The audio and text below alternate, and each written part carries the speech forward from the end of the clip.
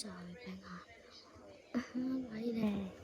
ပန်းကားဟိုလာလူးနေသေးပါလားဆိုလို့ရှိမောင်းတယ်ရတယ်မှချက်ညောင်ဆွေရတယ်ပန်းကားလေးတော့အတန်တွန်းတော့နော်အတန်တွန်းတော့တွန်းဘာလဲအဲ့ဒီနေရာတော့အတန်တွန်းတော့တွန်းလို့လည်းပြောက်လေတွန်းမယ်ကျွန်တော်တော့ချာချွေးတူစုဒီစမ်းဒီချတော့မင်းငါလေးတည်တဲ့ချီမင်းကိုချစ်ခဲ့ချစ်လို့နောက်တရှိဒါပေမဲ့ကွာမျောနေချက်များနေ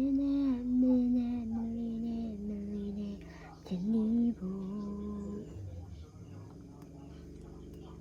တဲ့ခွဲမှာလည်းမကြောက်တော့ပါတပါးရောက်လဲဆိုရင်မင်းကိုချစ်ခဲ့ဘူးတဲ့အချက်လို့နောက်ချရှိမှန်းတင်ဒါပေမဲ့ကွာမျောနေချက်များမင်းနဲ့ပြနီးဘူးတိုင်းကုန်ရဲ့လူတစ်ခုတင်ကြတယ်ညီညူရောက်ချောဖို့အင်းတည်းတရားဆုံးမတရားများကြီးနဲ့ချဲရီကောက်ချတဲ့ပလင်းလုံးနဲ့တန်တိုင်းလေးတော့ချတဲ့မဲ့လူကန်ပြပန်းလေးတက်ကြတဲ့ပြန်ဆုံးဝါမရှိတော့မတရားတစ်ခုနဲ့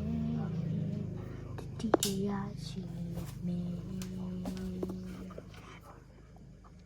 အချီရဲ့จิตတော့စားအောင်ပါတော့ကျွန်မအတီးများမလို့ဘယ်နေရာပြောလဲဒီ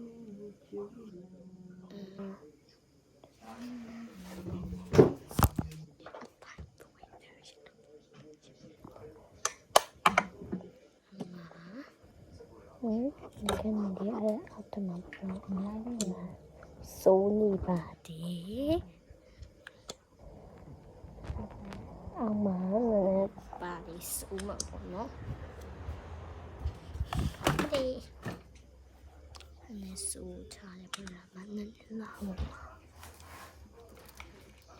ဘာလို့ဒီချက်ဘာလို့ပြောလို့တော့ပေါ့နော်ရပါလိမ့်ရှင်ဒီနေ့တော့ဘာပဲနောက်ပြရပါပြန်လို့စတိကြပဲနော်ဟိုဘက်တိုင်မှာဗီဒီယိုလေးအစိုးလိုက်နေစက်ခွဲလောက်ပြီးရပါတော့